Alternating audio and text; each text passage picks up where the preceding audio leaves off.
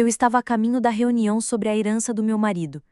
Assim que entrei no carro, um morador de rua correu na minha direção e gritou: Senhora, não ligue esse carro, sua nora!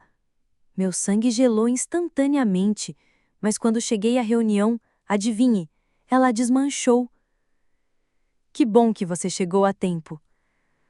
Acompanhe minha história até o final e me conte de qual cidade você está me assistindo. Quero ver até onde essa novela da vida real chega. Nunca imaginei que uma manhã de terça-feira pudesse virar tudo de cabeça para baixo. Aos 64 anos, achava que já tinha passado por quase tudo, enfrentado todas as tempestades que a vida poderia jogar na minha direção. A morte de Henrique, 3 meses atrás, já havia sido devastadora o suficiente, mas eu estava sobrevivendo, vivendo um dia de cada vez, do jeitinho que ele gostaria. A ligação do cartório central tocou exatamente às 9 horas. Senhora Elvira, estamos prontos para prosseguir com o acordo de espólio. A senhora pode estar aqui às 14 horas de hoje?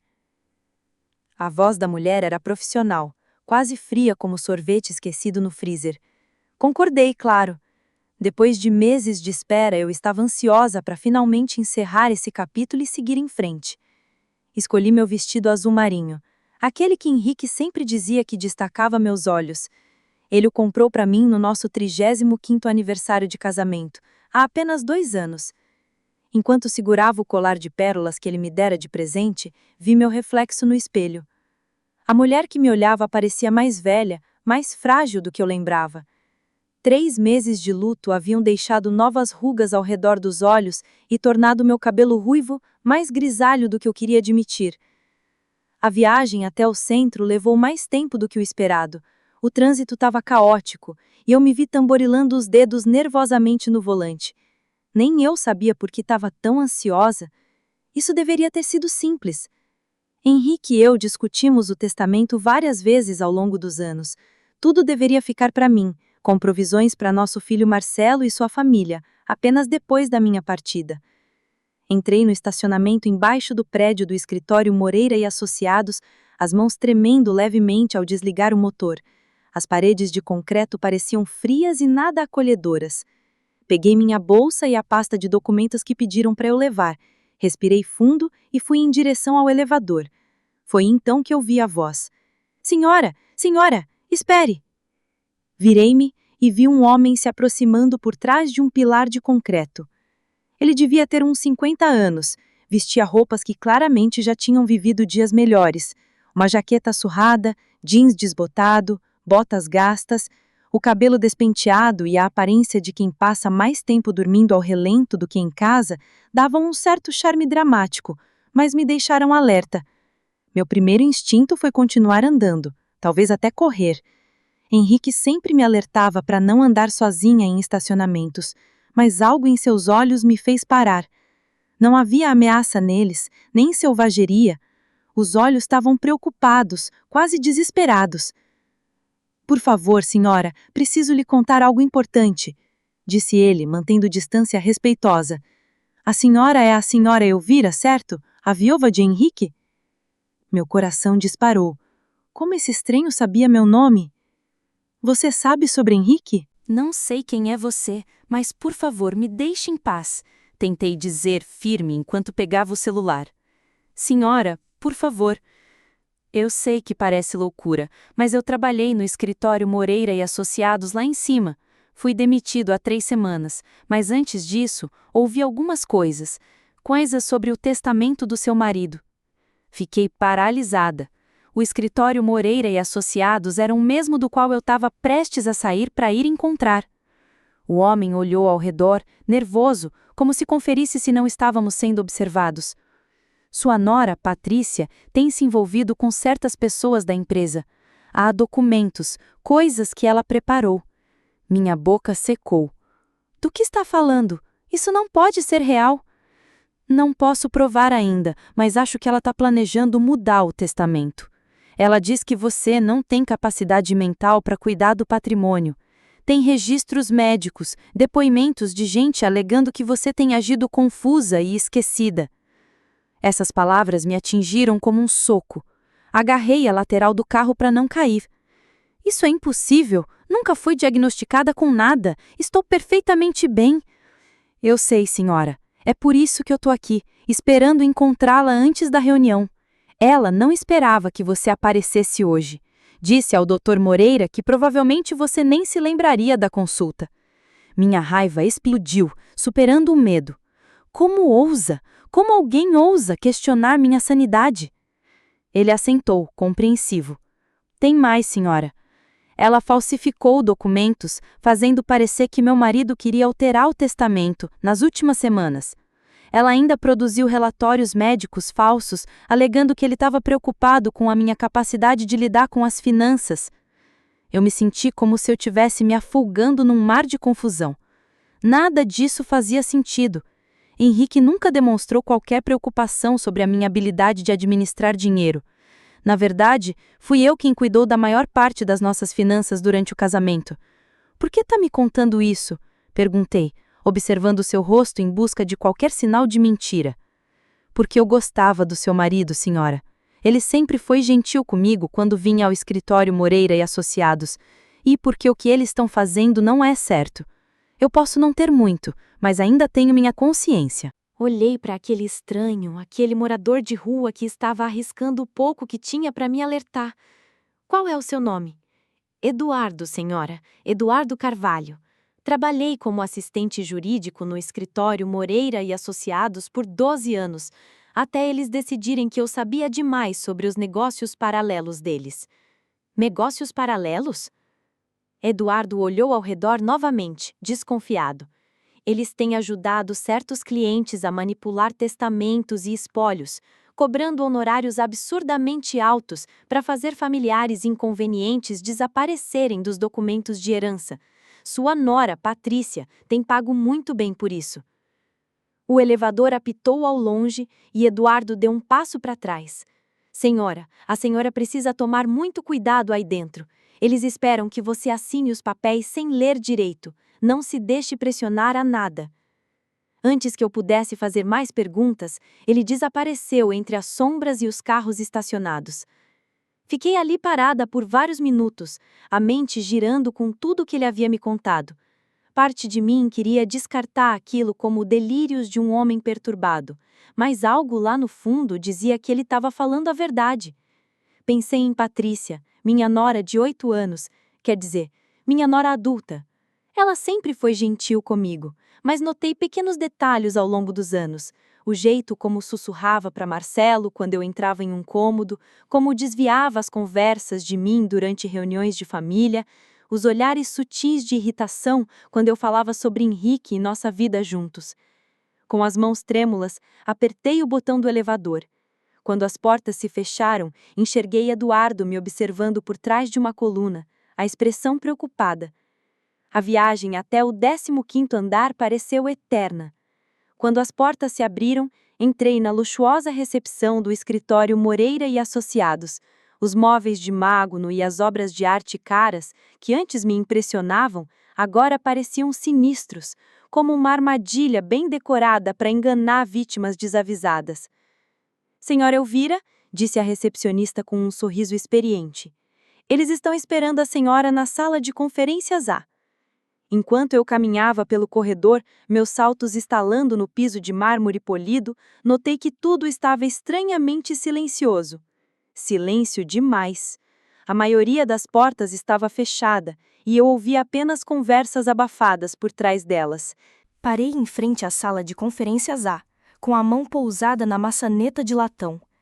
Pelo vidro fosco, consegui enxergar várias figuras sentadas ao redor de uma mesa grande. Reconheci uma delas imediatamente. A estrutura pequena de Patrícia e aquele cabelo inconfundível. Respirei fundo e empurrei a porta.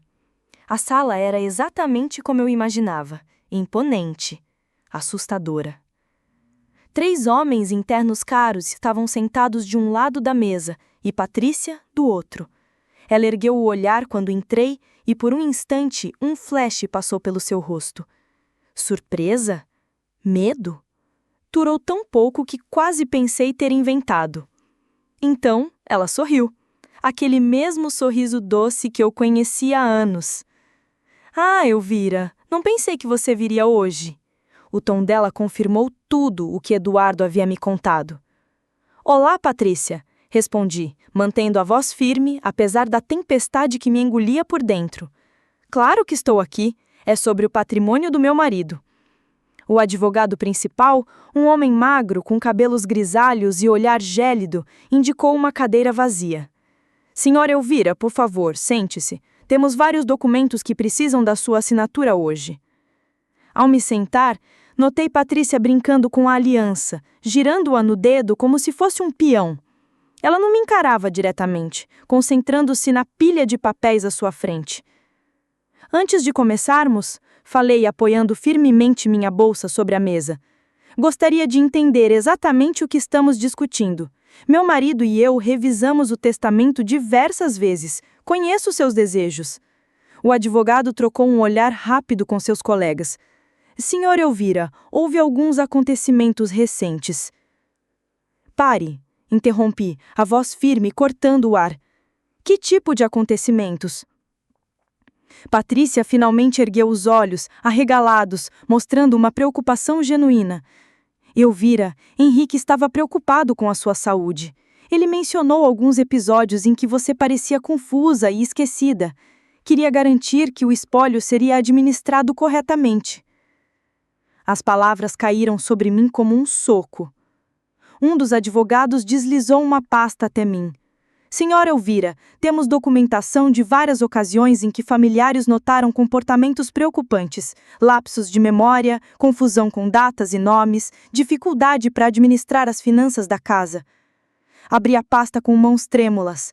Dentro havia relatórios médicos, declarações escritas e até fotografias.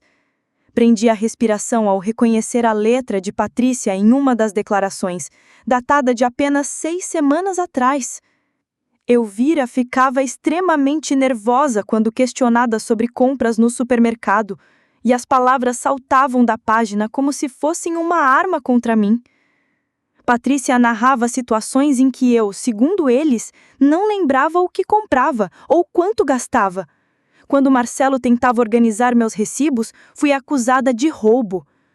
Minhas mãos tremiam tanto que mal conseguiam segurar os papéis. Isso é totalmente falso. Eu nunca acusei Marcelo de roubar nada. A voz de Patrícia era suave, quase maternal. Elvira, você disse essas coisas. Todos estávamos preocupados com você.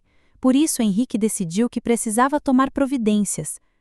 Encarei a mulher que eu havia acolhido na minha família, que se sentara à minha mesa de jantar inúmeras vezes, que sorrira e me abraçara em todas as festas de fim de ano. A pessoa diante de mim agora era um estranho. Que providências? Consegui perguntar. O advogado pigarreou. Seu marido alterou o testamento para criar um fundo fiduciário. O patrimônio seria administrado por um administrador, neste caso seu filho Marcelo, com provisões para os seus cuidados e despesas de subsistência. A sala girou. Agarrei a borda da mesa para não desabar. Tá me dizendo que Henrique não confiava em mim para cuidar das minhas próprias finanças? Não se trata de confiança, respondeu Patrícia rapidamente. É questão de proteção. Henrique te amava demais, Elvira. Só queria ter certeza de que você seria cuidada. Fechei os olhos para processar tudo. Ao abri-los novamente, algo me gelou a espinha. No canto da sala, um pequeno gravador piscava uma luz vermelha sem parar. Vocês estão gravando esta reunião? Perguntei. Os advogados se contorceram na cadeira. É prática padrão em acordos de espólio, disse um deles. Prática padrão gravar uma viúva em luto sem avisar, pensei, quase gargalhando de nervoso. Antes que alguém respondesse, uma batida suave na porta interrompeu a tensão. Uma secretária entrou. Doutor Moreira, tem alguém aqui para vê-lo. Diz que é urgente. O advogado principal franziu a testa. Estamos no meio de uma reunião. Senhor, o homem disse que se chama Eduardo Carvalho e tem informações sobre este caso. Observei Patrícia perder toda a cor, parecendo que ia desmaiar. Não conheço ninguém com esse nome, respondeu Moreira rapidamente. Diga que estamos ocupados. Na verdade, levantei-me, gostaria de ouvir o que Eduardo tem a dizer. Acho que não é necessário. disse Patrícia com a voz mais aguda do que o normal. Devíamos nos concentrar em analisar esses documentos. Mas era tarde demais. Eduardo surgiu na porta, com a aparência mais limpa do que no estacionamento, mas ainda claramente deslocado no caro escritório jurídico. Senhora Elvira, disse ele, acenando respeitosamente. Desculpe interromper, mas tenho algo que o senhor precisa ver. Doutor Moreira se levantou abruptamente. Senhor, o senhor está invadindo propriedade? Vou chamar a segurança. Pode prosseguir, disse Eduardo, com calma, quase irritante. Mas primeiro, a senhora Elvira precisa saber que tenho cópias dos documentos originais, os originais, antes de terem sido alterados. A sala mergulhou em silêncio absoluto. Eu podia ouvir meu próprio coração batendo como um tambor de escola de samba. Eduardo enfiou a mão em uma bolsa carteiro surrada e tirou uma pasta de papel pardo. Fiz cópias antes de me demitirem, explicou. O testamento original do seu marido datava de 6 meses atrás, e os relatórios médicos verdadeiros do médico dele, não aqueles falsos que eles inventaram. Patrícia se levantou de repente, cambaleando levemente. Eu não me sinto bem, murmurou. Sente-se, Patrícia, disse eu com a voz mais firme do que jamais imaginei. Você vai querer ouvir isso. Eduardo abriu a pasta e retirou vários documentos. Senhora Elvira, seu marido nunca alterou o testamento. Essas pessoas, gesticulou para os advogados, trabalharam com sua nora para criar documentos falsos. Eles falsificaram a assinatura de Henrique e até inventaram relatórios médicos para dar a impressão de que ele questionava sua capacidade mental. Isso é absurdo, gaguejou o Dr. Moreira. Este homem está claramente perturbado. Temos testemunhas das preocupações de Henrique sobre o estado de saúde da esposa. Você quer dizer às testemunhas que sua empresa pagou? Perguntou Eduardo com calma cirúrgica. Eu também tenho os recibos desses pagamentos. Patrícia emitiu um pequeno gemido e de repente desabou na cadeira com o rosto branco como papel. Por um instante pensei que tivesse desmaiado, mas seus olhos ainda estavam abertos, correndo pela sala como um animal encurralado. Por quê? Perguntei, quase sussurrando. Por que você fez isso comigo? A boca de Patrícia abriu e fechou várias vezes antes que qualquer palavra saísse. Marcelo e eu temos dívidas, Elvira. A casa, o negócio dele, tudo está hipotecado até o limite. Você precisava me roubar. Terminei a frase por ela. Eduardo colocou o testamento original diante de mim. Senhora Elvira, este é o testamento verdadeiro do seu marido, assinado e com testemunhas devidamente autenticadas. Tudo que ele possuía vai para você, exatamente como sempre acreditou. Olhei para a assinatura familiar de Henrique, aquela que eu ouvira escrever milhares de vezes ao longo dos nossos 42 anos de casamento. Vê-la ali, firme e inalterável, me fez derramar lágrimas. Há quanto tempo você está tramando isso? Perguntei a Patrícia. Ela agora chorava, o rímel escorrendo pelas bochechas. Não era para te machucar. Íamos garantir que você ficasse confortável. O fundo cuidaria de tudo que você precisasse. Enquanto você controlava cada centavo, disse eu tentando manter a calma. No canto, Dr. Moreira remexia freneticamente papéis, provavelmente tentando esconder alguma coisa. Elvira, acho que houve um mal-entendido. Talvez devêssemos remarcar esta reunião. Não. Cortei com firmeza. Vamos resolver isso agora mesmo. Olhei ao redor da sala, encarando aquelas pessoas que tentaram roubar o último presente do meu marido. Não era só o dinheiro, mas a confiança dele. A mulher que sorria enquanto tramava pelas minhas costas. Os advogados dispostos a falsificar documentos pelo preço certo. Mas então meus olhos pousaram em Eduardo, um homem que nada tinha a ganhar e tudo a perder se falasse por mim. Alguém que arriscou a pouca estabilidade que lhe restava para me garantir a verdade. O que fazemos agora? Perguntei a ele. Agora chamamos a polícia. Enquanto pegava o celular, Patrícia soltou um soluço e tombou para frente, finalmente desmaiando de verdade desta vez. Mas confesso, não senti compaixão alguma. A mulher que caíra não era a nora que eu acreditava conhecer. Era uma estranha com o rosto da minha nora há 8 anos. E eu estava prestes a descobrir a profundidade da sua mentira. A polícia chegou em 20 minutos, mas aqueles 20 minutos pareceram uma eternidade.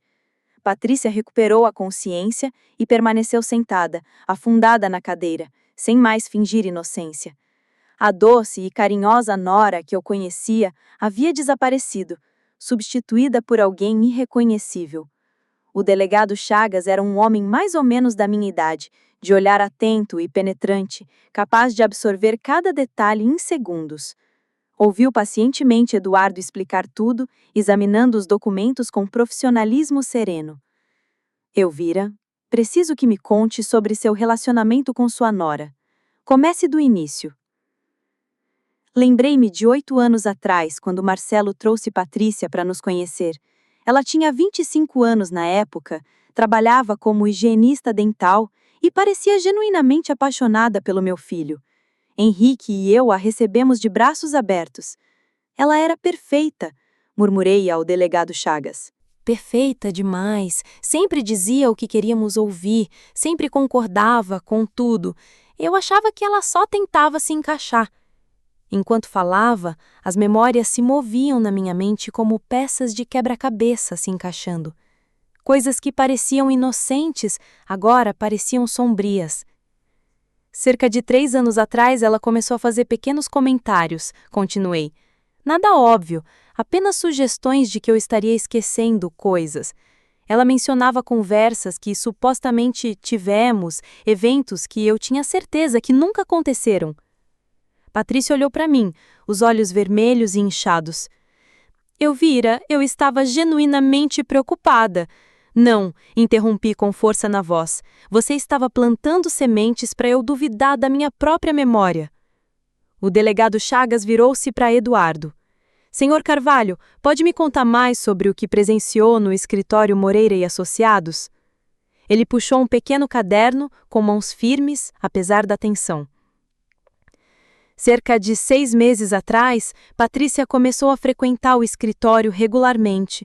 No início, o Dr. Moreira dizia que ela só se interessava pelo planejamento patrimonial da família, mas depois as reuniões ficaram mais secretas. Ele folheou o caderno. Comecei a prestar atenção porque algo parecia errado. Ela trazia documentos de médicos, depoimentos de familiares, amigos e até fotos que supostamente mostravam a senhora em estado de confusão. Que tipo de fotos? Perguntou o delegado Chagas. Patrícia se remexeu na cadeira, desconfortável. Eduardo a encarou com desgosto antes de responder. Fotos no supermercado, no banco, em reuniões familiares, tiradas de longe, e as legendas eram mentiras. Uma mostrava Elvira na caixa e Patrícia dizia que ela havia se confundido com o dinheiro e não conseguia concluir a compra, mas eu pude ver que ela apenas conversava com a caixa enquanto suas compras eram embaladas. Minhas mãos se cerraram em punhos. A violação parecia quase física. Você estava me seguindo, tirando fotos minhas. Precisávamos de documentação. O advogado disse que precisávamos de provas. Provas de quê? De eu viver minha vida normalmente? O delegado Chagas anotava tudo enquanto eu falava. Elvira, você sabia de alguma dificuldade financeira que seu filho e sua nora enfrentavam? Balancei a cabeça. Marcelo sempre parecia bem com seu próprio negócio de consultoria. Moravam em uma bela casa em Maple Ridge e tiravam férias caras todos os anos. Financiadas por dívidas, disse Patrícia com a voz amarga. A casa tem 2 hipotecas. O negócio mal se mantém. As férias foram pagas no cartão de crédito. Devemos mais de R$300 mil. O impacto me atingiu como um soco no estômago. R$300 mil? Como assim? O negócio do Marcelo começou a falir há 2 anos, continuou Patrícia, lágrimas escorrendo novamente. Ele era orgulhoso demais para contar com vocês. Ele continuou pedindo empréstimos, achando que poderia reverter a situação. Quando Henrique adoeceu, perceberam que a herança seria a saída. Eu a encarei tentando digerir a informação.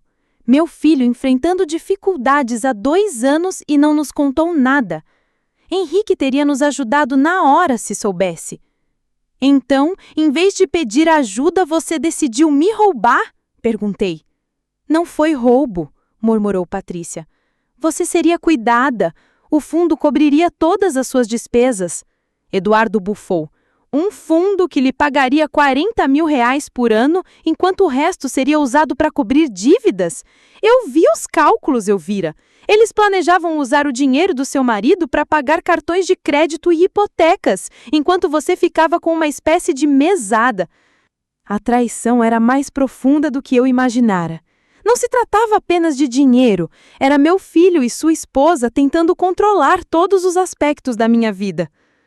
Marcelo sabe disso? Perguntei a Patrícia. Ela hesitou, e essa pausa me disse tudo. Ele sabe das dívidas, disse finalmente, mas não sabe dos documentos falsos nem das mentiras sobre seu estado mental. Ele achava que Henrique realmente tinha mudado o testamento porque estava preocupado comigo. O delegado Chagas levantou os olhos das anotações. Então, meu marido acreditava que meu pai realmente pensava que eu estava ficando incapaz. Patrícia assentiu, triste. Eu venho inventando histórias para ele há meses, pequenos incidentes que supostamente aconteceram quando ele não estava por perto. Eu o fiz acreditar que Henrique estava preocupado com minha memória, com minha capacidade de tomar decisões. A sala parecia girar. Patrícia não apenas mentia para mim, mas também estava envenenando meu relacionamento com meu próprio filho, fazendo-o acreditar que o pai havia perdido a fé em mim. Que incidentes? Perguntei, sentindo um frio na espinha. Ela parecia querer se encolher na cadeira. Eu disse a ele que você esqueceu de desligar o fogão e quase provocou um incêndio, que se perdeu dirigindo até o supermercado, que acusou o carteiro de roubar você, que escondeu dinheiro pela casa e depois esqueceu onde tinha colocado. Cada mentira era como um soco no estômago. E nada disso aconteceu. Eu sei, ela sussurrou. O delegado Chagas fechou o caderno. Elvira, preciso que venha ao cartório central para prestar depoimento formal. E também preciso de cópias de todos esses documentos. Ela olhou para os advogados que tinham permanecido em silêncio durante toda a conversa. Cavalheiros, vamos investigar o envolvimento de vocês nesse caso também. Dr. Moreira finalmente se pronunciou. Delegado, agimos com base em informações fornecidas pelo nosso cliente. Se essas informações foram falsificadas, somos tão vítimas quanto a senhora Elvira. Eduardo riu amargamente. Vítimas? Vocês cobraram R$ 50 mil deles para falsificar documentos e fabricar provas. Tenho cópias das faturas. O rosto do advogado principal ficou pálido. Não é isso. Nós não temos... Guarde isso. O delegado Chagas disse. Você pode explicar tudo no centro da cidade. Enquanto a polícia começou a reunir provas e tomar depoimentos, me vi olhando para Patrícia mais uma vez. Essa mulher que passou as férias conosco, que me abraçou e me chamou de mãe, que se sentou ao lado da cama de hospital de Henrique nos últimos dias dele, alguma coisa disso foi real? Perguntei. Os últimos 8 anos, os jantares em família, as conversas que tivemos, alguma coisa foi real? Patrícia olhou para mim com lágrimas genuínas nos olhos. No começo, sim. Quando conheci Marcelo, quando nos casamos, eu realmente me importava com você e com o Henrique. Mas quando os problemas financeiros começaram a piorar, quando percebemos o valor da herança... Ela não terminou a frase, mas eu entendi. Em algum momento, o amor dela pelo meu filho se transformou em algo mais sombrio. O desespero a transformou da mulher que se importava com nossa família em alguém capaz de me destruir para se salvar. Enquanto o delegado Chagas se preparava para escoltar todos para fora, percebi algo que me arrepiou até os ossos. Se Eduardo não tivesse me avisado, se não tivesse arriscado tudo para me contar a verdade, eu teria entrado naquela reunião completamente despreparada. Eu teria assinado aqueles papéis acreditando que meu amado Henrique havia perdido a fé em mim nas últimas semanas de vida dele. Eu teria passado o resto da minha vida pensando que meu marido havia morrido acreditando que eu era incompetente. Embora o dinheiro dele tivesse sido usado para pagar as mesmas mentiras que o convenceram de que eu não era confiável, o pensamento foi tão horrível que precisei me sentar novamente. Minhas pernas fracas demais para me sustentar. Mas então olhei para Eduardo, esse improvável anjo da guarda que me salvou de um destino pior do que perder minha herança. Ele me devolveu algo infinitamente mais precioso, a verdade sobre a fé que Henrique tinha em mim. Agora eu precisava decidir o que fazer com essa verdade. 3 dias depois da visita ao cartório central, eu estava sentada na cozinha olhando para o celular. Marcelo havia ligado 17 vezes desde que o delegado Chagas o contatara. 17 ligações que eu não havia atendido, porque não estava pronta para ouvir sua voz. Não estava preparado para saber quanto do veneno da esposa havia absorvido. Eduardo tinha vindo 2 vezes, trazendo cópias de documentos e checando se eu estava bem. Este homem, que morava sozinho, se importava mais com o meu bem-estar do que minha própria nora. A ironia não passou despercebida. A campainha tocou exatamente às 2 horas, como eu esperava. Por olho mágico, vi Marcelo parado na varanda, com o rosto desfigurado e o cabelo, normalmente impecável, desgrenhado. Ao lado dele estava Patrícia, parecendo menor e mais frágil do que eu jamais a vira. Abri a porta, mas não os convidei a entrar. "Mãe", disse Marcelo com a voz embargada, na única palavra, "precisamos conversar." Observei o rosto do meu filho, procurando sinais do homem que eu criei. Ele parecia exausto, com mais de 33 anos. Olheiras sombreavam seus olhos, e suas roupas pareciam ter sido usadas para dormir. "É?" perguntei, mantendo a voz neutra. "Por favor, mãe, deixe-nos entrar, deixe-nos explicar." Dei um passo para o lado, mas só porque precisava ouvir o que eles tinham a dizer. Eles se sentaram no sofá, que Henrique e eu havíamos escolhido juntos 15 anos antes, o mesmo onde acolhemos Patrícia em nossa família quando Marcelo a trouxe para casa, o mesmo onde compartilhamos inúmeros momentos que agora pareciam manchados por mentiras. O delegado Chagas me contou tudo. Marcelo falou, sem rodeios, sobre os documentos falsos, os laudos médicos adulterados, as mentiras sobre meu pai ter alterado o testamento. Permaneci de pé, de braços cruzados, sem acreditar no que ouvia. "Mãe, juro que não fazia ideia de que Patrícia estava fazendo isso." Olhei para ele atentamente. Esse filho que eu dei à luz, criei e amei incondicionalmente por 33 anos. "Mas você sabia das dívidas?" perguntei. Seu rosto se contraiu. "Sim, estamos nos afogando, mãe. O negócio está falindo. Devemos dinheiro em todos os lugares. E eu tinha vergonha de contar para você e para papai. Eu pensava que conseguiria consertar tudo antes que você precisasse saber. Então, quando Henrique adoeceu, você começou a pensar na herança." Marcelo se encolheu como se eu tivesse lhe dado um tapa. "Não desse jeito. Não do jeito que você está falando." "Então como?"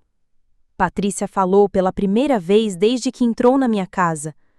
"Marcelo, conte a verdade a ela. Toda a verdade." Virei-me para olhá-la, surpresa. A mulher sentada no meu sofá não se parecia em nada com a manipuladora confiante que eu vira no escritório Moreira e Associados. Ela parecia destruída, derrotada. Marcelo passou as mãos pelos cabelos. "Quando meu pai recebeu o diagnóstico, quando soubemos que ele tinha apenas alguns meses de vida, comecei a entrar em pânico com o que aconteceria com você depois que ele se fosse. Você ficaria sozinho nesta casa enorme, cuidando de tudo sozinho. Eu tenho 64 anos, Marcelo, não 94. Eu sei, mas Patrícia começou a apontar pequenas coisas, momentos em que você parecia confuso ou esquecido. Ela disse que o papai tinha mencionado estar preocupado com você. Senti minha raiva aumentar. Que pequenas coisas! Como quando você se esqueceu dos nossos planos para o jantar de Natal passado, ou não conseguia lembrar o nome do cachorro novo do vizinho, ou quando colocava o leite na despensa em vez da geladeira. Olhei para ele incrédula. Marcelo, você cancelou o jantar na última hora porque a Patrícia ficou doente? O cachorro do vizinho se chama Butterscotch e eu sabia disso perfeitamente. Colocar leite na despensa uma vez depois de trabalhar no jardim por 3 horas não me faz snob. A confusão no rosto dele era genuína.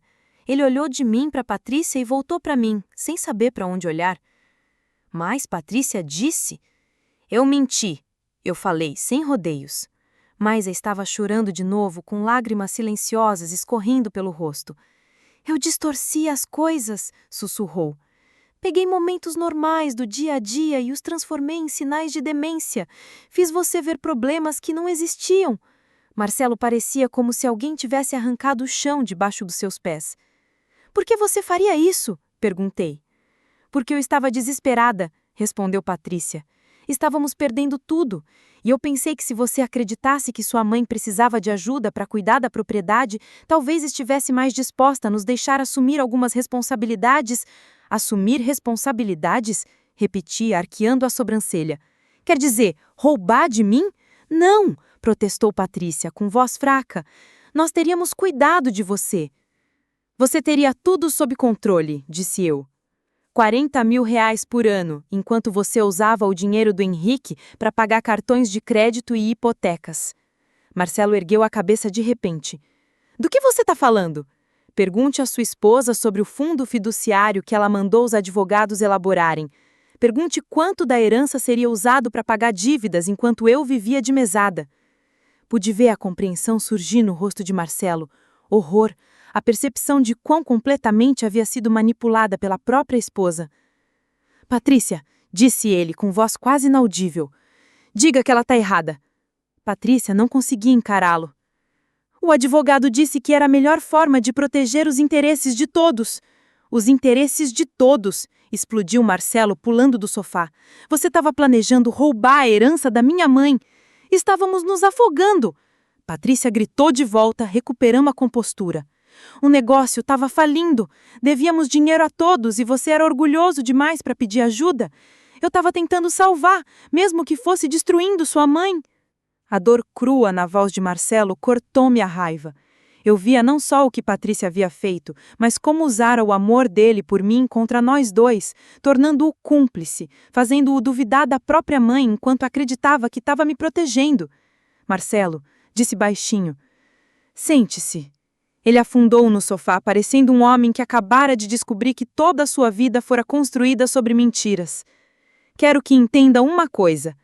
Seu pai nunca duvidou de mim, nem uma vez, nem nunca. O testamento dele nunca foi alterado. Ele nunca questionou minha capacidade de administrar nossos negócios.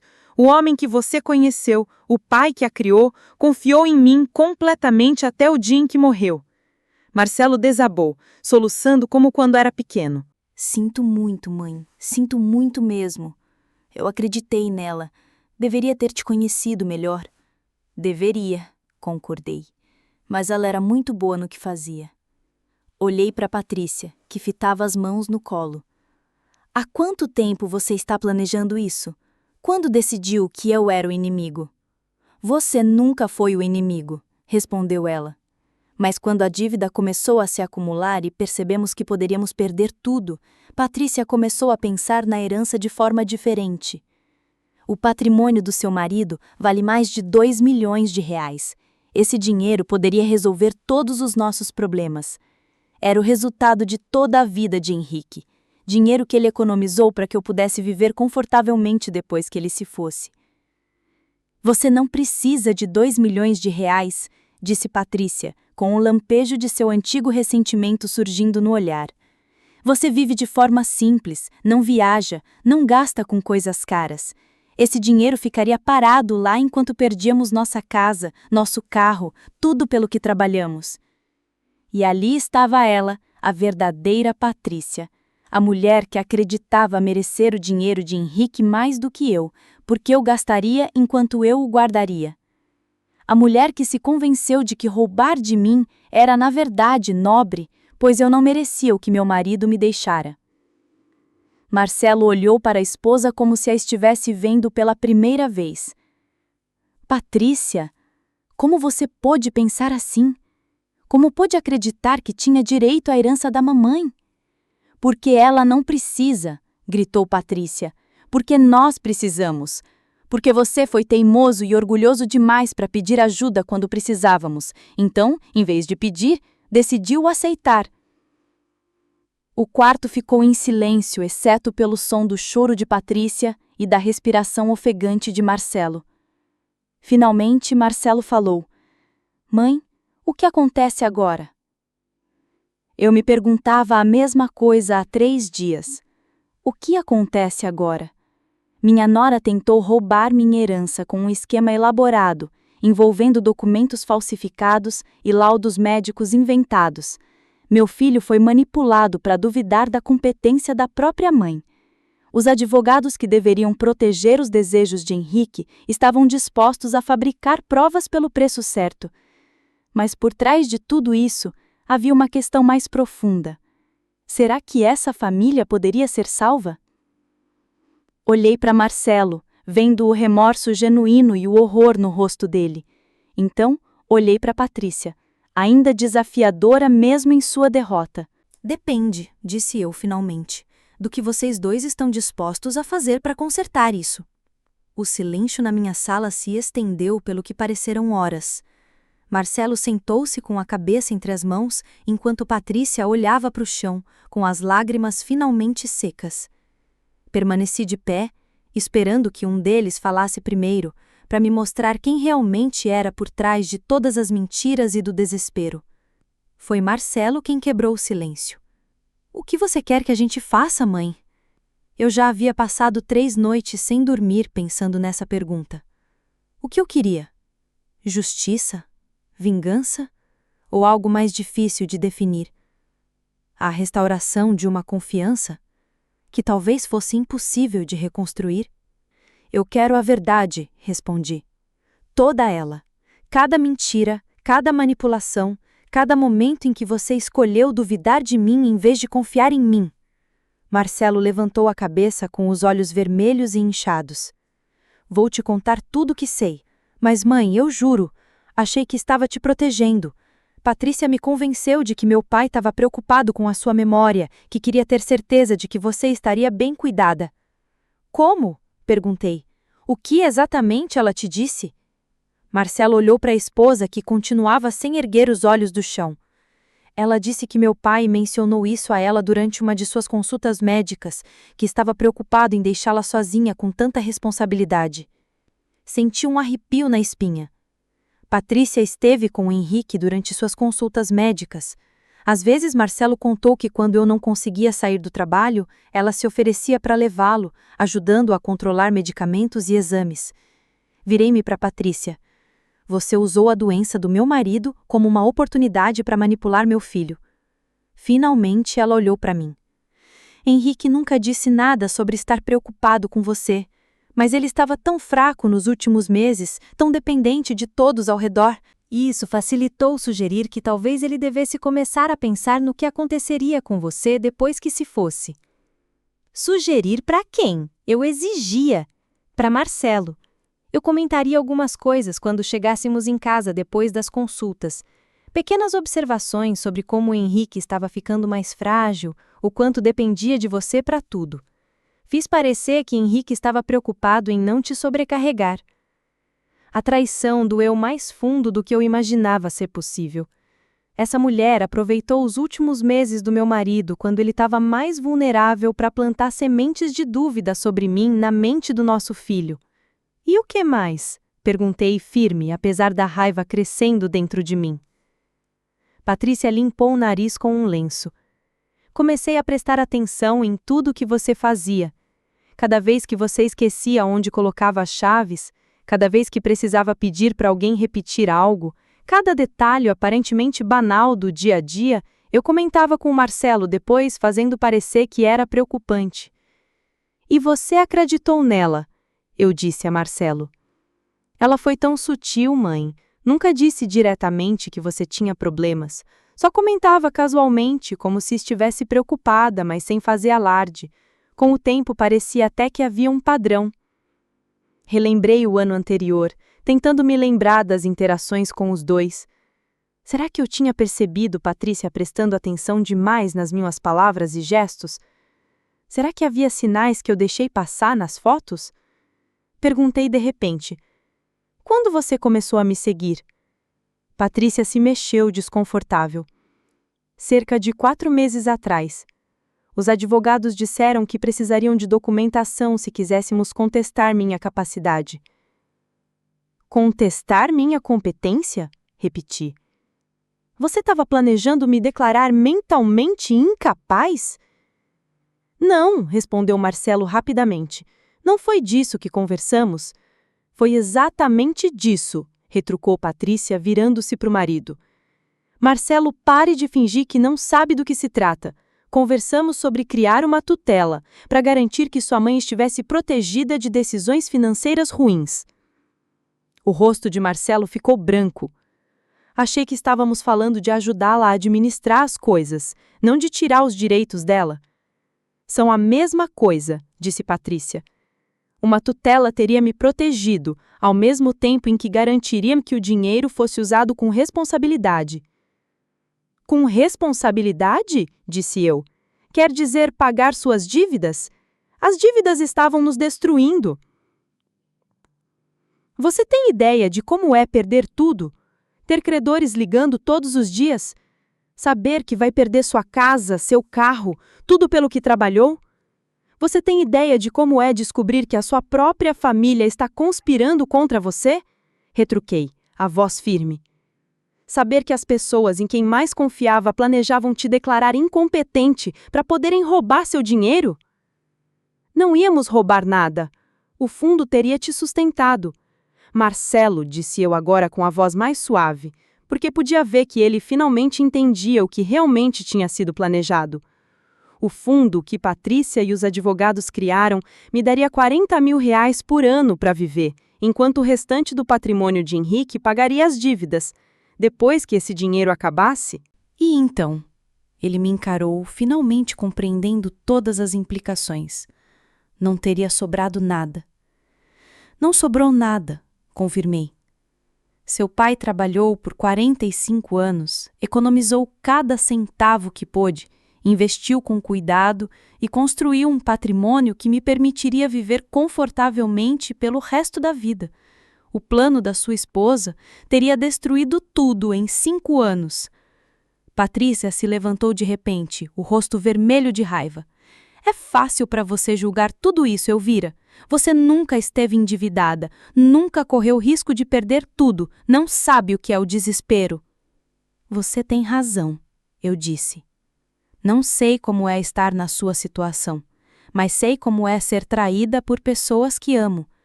E sei como é descobrir que alguém que acolhi na minha família estava disposta a me destruir para se salvar. Eu não estava tentando destruir você, disse Patrícia. Eu estava tentando salvar meu casamento, minha família, minha vida, às custas da sua. As palavras pairavam no ar entre nós. Pela primeira vez desde que esse pesadelo começou, vi reconhecimento genuíno nos olhos de Patrícia. Ela finalmente entendeu o que tinha feito e até onde estava disposta a ir. Marcelo se levantou e foi até a janela, olhando para o jardim que Henrique e eu plantamos juntos 20 anos atrás. O que acontece conosco agora, mãe? Com a nossa família? Era a pergunta que eu mais temia, porque a verdade é que eu não sabia se conseguiríamos recuperar uma confiança quebrada tão profundamente que talvez fosse impossível de consertar. Os advogados enfrentarão acusações criminais, eu disse. Eduardo apresentou provas suficientes para demonstrar que eles estavam envolvidos em falsificação de documentos e fraude. E Patrícia? Perguntou Marcelo, sem se virar. Olhei para minha nora, aquela mulher que parecia perfeita quando Marcelo a trouxe para casa. Depende do que ela fizer em seguida. Como assim? Perguntou Patrícia, franzindo a testa. O delegado Chagas me explicou que se eu cooperasse totalmente com a investigação, se testemunhasse contra os advogados e ajudasse a expor como esse esquema funcionava, o promotor público poderia estar disposto a considerar um acordo judicial. E se eu não fizer isso? Perguntei, já sentindo um frio na espinha. Você enfrentará todas as consequências das acusações de fraude, falsificação e conspiração.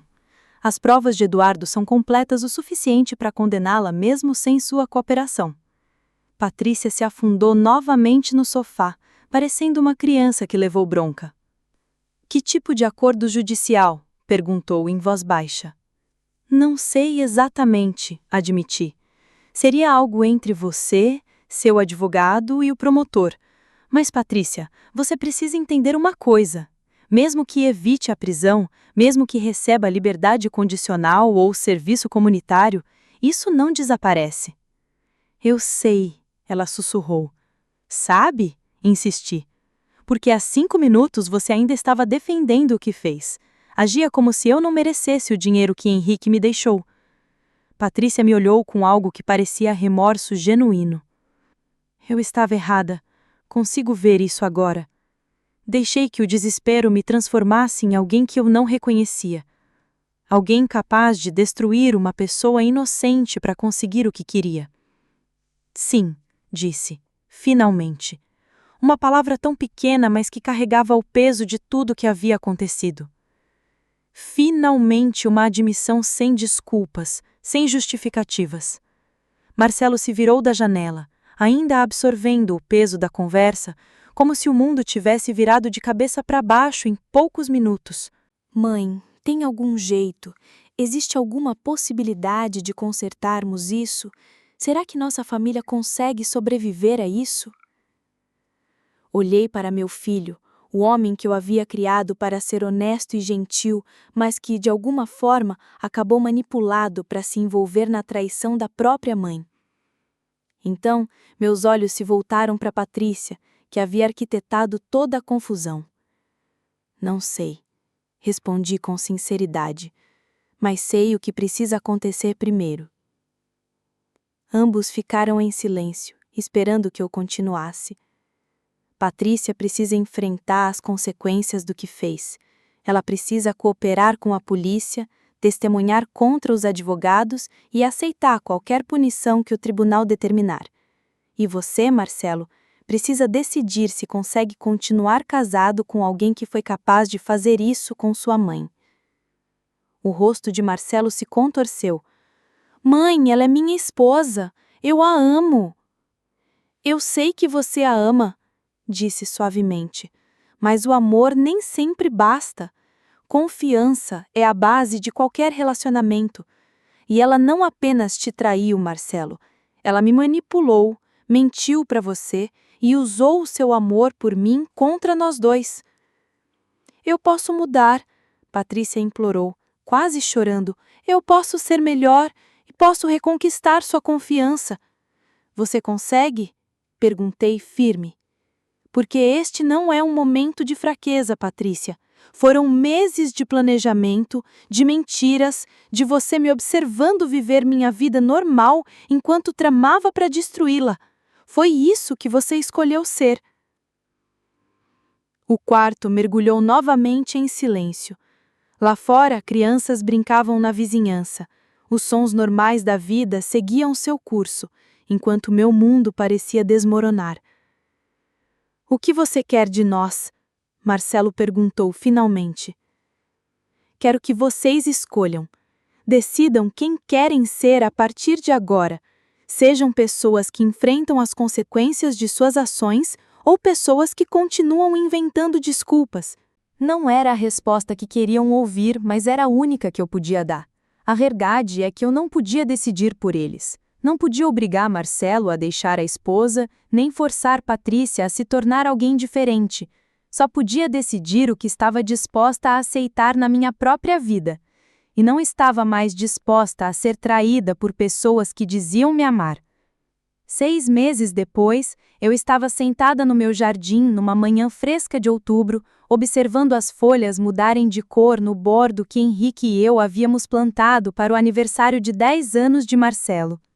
As estações do ano tinham um jeito curioso de colocar as coisas em perspectiva. O que parecia permanente e imutável na primavera podia se transformar completamente no outono. Patrícia havia aceitado o acordo judicial. 3 anos de liberdade condicional, 500 horas de serviço comunitário e restituição integral dos honorários advocatícios pagos ao Dr. Moreira e ao escritório Moreira e Associados. Os advogados foram condenados à prisão. Dr. Moreira pegou 4 anos e seus associados 2 anos cada. Eduardo Carvalho foi fundamental para as condenações, com sua documentação detalhada e seu testemunho corajoso, garantindo que eles enfrentassem todas as consequências de suas ações. Mas a resolução judicial era apenas parte da história. A verdadeira recuperação levaria muito mais tempo e ainda estava em andamento. Marcelo havia se mudado da casa que dividia com Patrícia apenas 3 semanas depois do nosso confronto na sala de estar. Ele morava em um pequeno apartamento no centro da cidade, tentando descobrir quem era sem o peso da manipulação dela influenciando cada decisão. Durante nossos cafés semanais, eu continuava questionando tudo o que ele me dizia. Cada lembrança, cada conversa, cada decisão que eu tomei nos últimos anos. Quanto daquilo era realmente eu e quanto era ela me dizendo o que pensar? Eu entendia muito bem essa pergunta.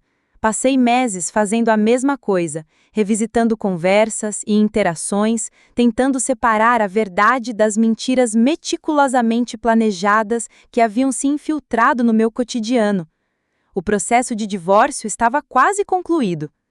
Marcelo descobriu ainda mais fraudes enquanto advogados examinavam suas finanças. Cartões de crédito abertos em seu nome sem que ele soubesse, empréstimos contraídos com garantia de seus negócios e gastos que Patrícia havia escondido por anos. A situação financeira era pior do que qualquer um de nós havia imaginado. Eu me ofereci para ajudar, mas Marcelo recusou. "Mãe, não posso aceitar seu dinheiro para limpar a bagunça que minha esposa fez", disse ele. "Preciso resolver isso sozinho, da maneira certa desta vez." Respeitei sua decisão.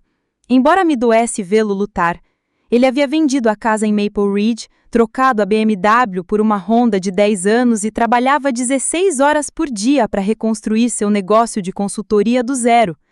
Mas havia algo diferente nele agora. Um senso de propósito e integridade que me lembrava do homem que eu havia criado para ser. Eduardo se tornara uma presença inesperada na minha vida. Eu o havia contratado como jardineiro de meio período para a propriedade, e ele morava no pequeno apartamento acima da oficina de Henrique. Vê-lo se transformar de um homem desesperado, que dormia no carro, em alguém com estabilidade e propósito, foi um dos poucos momentos de alívio naquele período difícil. "Senhora é?", chamou ele, caminhando pelo gramado com uma bandeja contendo 2 xícaras de café. "Achei que a senhora gostaria de companhia esta manhã." Sorri enquanto ele se acomodava na cadeira ao meu lado. "Obrigada, Eduardo. Como você está se sentindo hoje?" Aquele era o dia em que o agente de condicional de Patrícia viria verificar suas horas de serviço comunitário. Ela havia sido designada para trabalhar em um banco de alimentos local, ajudando a preparar e servir refeições para pessoas em situação de rua. Pessoas como Eduardo já haviam passado por isso meses atrás. A ironia não passou despercebida por nenhum de nós. "Espero que ela esteja aprendendo alguma coisa", disse Eduardo pensativo. "Nem todo mundo que chega ao desespero faz as escolhas que ela fez." E era verdade. Eduardo havia perdido emprego, casa e estabilidade, mas nunca perdeu a bússola moral. Quando se deparou com a oportunidade de lucrar com o mal, escolheu fazer o que era certo, mesmo que isso lhe custasse tudo. "Você teve notícias dela ultimamente?", perguntei. Eduardo assentiu. "Ela às vezes aparece no banco de alimentos quando eu tô lá pegando suprimentos para a igreja. Não fala muito, mas trabalha duro. Acho que finalmente está começando a entender o que desespero realmente significa." Eu não tinha certeza de como me sentia sobre isso. Uma parte de mim queria que Patrícia sofresse, que entendesse de verdade o mal que causou. Mas a parte maior só queria que ela se tornasse uma pessoa melhor, alguém que nunca mais fosse capaz da crueldade que demonstrou comigo. Meu celular vibrou com uma mensagem de texto. Era do Marcelo. Depois de tomar um café, tenho novidades. Mostrei a mensagem para Eduardo, que ergueu uma sobrancelha. Acha que são boas ou más notícias? Com o Marcelo, hoje em dia, geralmente são as duas coisas, respondi. Naquela tarde, Marcelo chegou à minha casa com um aspecto melhor do que há meses. Ele havia recuperado um pouco do peso que perdera durante o estresse do divórcio e suas bochechas estavam coradas novamente. Você tá ótimo, eu disse enquanto nos acomodávamos na cozinha com nossas xícaras de café fumegante. Tô me sentindo bem, mãe, muito bem. Pela primeira vez em anos, sinto que tô vivendo minha própria vida, em vez de ficar lidando com a crise de outra pessoa. Ele pegou o celular e me mostrou a foto de uma pequena vitrine com a inscrição Whitmore Consulting na fachada. Assinei o contrato de locação ontem, meu próprio escritório, meu próprio negócio, feito do jeito certo desta vez. Orgulho cresceu em meu peito. Henrique ficaria tão orgulhoso de você. Espero que sim, disse Marcelo. Tenho pensado muito nele ultimamente, nos valores que ele tentou me ensinar, no tipo de homem que ele queria que eu me tornasse. Admito que perdi isso de vista por um tempo. Todos nós fazemos isso, eu disse, com um sorriso gentil, mas sempre encontramos o caminho de volta. Marcelo estendeu o braço sobre a mesa e segurou minha mão. Mãe, preciso te perguntar uma coisa, e preciso que você seja honesta comigo. Apertei sua mão. Sempre. Você pode me perdoar? De verdade. Não só porque me ama, mas mesmo sabendo do que eu fiz? Era a pergunta que eu vinha me fazendo há meses. Será que eu realmente poderia perdoar meu filho por duvidar de mim? Por ter sido manipulado para se envolver num esquema que poderia ter destruído minha vida? Marcelo, comecei com cautela. Perdão não acontece de repente. É uma escolha que faço todos os dias. Alguns dias são mais fáceis, outros nem tanto. Os olhos dele encheram-se de lágrimas. Entendo. Mas sim, continuei. Eu posso te perdoar. Eu te perdoei porque posso ver que você também foi uma vítima. Patrícia usou o amor que sente por mim contra nós dois, e isso não foi sua culpa. Parece que foi minha culpa, disse Marcelo cabisbaixo. Eu deveria ter pensado melhor, confiado mais em você do que nela. Você deveria, concordei, mas não fez, e não podemos mudar o passado. O que podemos fazer é construir algo melhor daqui para frente. Marcelo enxugou os olhos com a parte de trás da mão. Como é isso? Honestidade, eu respondi. Honestidade completa, mesmo quando incomoda. Parece que você vem até mim quando tem dificuldades em vez de tentar resolver tudo sozinho. Estamos reconstruindo a confiança, uma conversa de cada vez. E se eu errar de novo, sorriremos juntos, lidaremos com isso. Mas mãe, você não é o mesmo homem que era há 6 meses. Você aprendeu algo sobre si mesmo, sobre o que é capaz de fazer quando está em aperto. Esse aprendizado vai proteger você de cometer os mesmos erros de novo. Ficamos em silêncio confortável por alguns minutos, processando a longa jornada que nos trouxera até aquele momento. E a Patrícia? Perguntou Marcelo finalmente. E ela? Você acha que algum dia conseguirá perdoá-la? Pensei na pergunta com cuidado. Não sei. O que ela fez foi calculado, deliberado, cruel. Não foi um erro momentâneo ou fruto de desespero que turvasse seu julgamento por um instante. Ela passou meses planejando me derrubar e parecia gostar disso. Diz que mudou. Talvez tenha mudado. As pessoas podem mudar, Marcelo. Mas o perdão não depende de alguém ter mudado.